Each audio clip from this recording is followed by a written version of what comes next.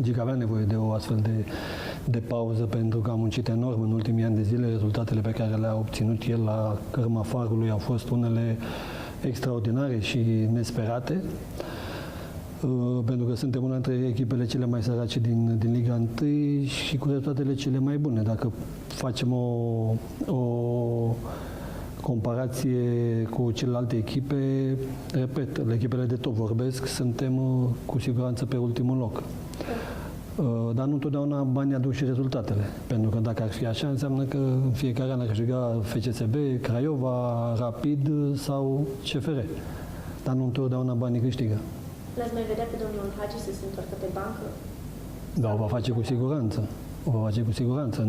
Dar nu s-a pensionat acum. Și-a luat o pauză.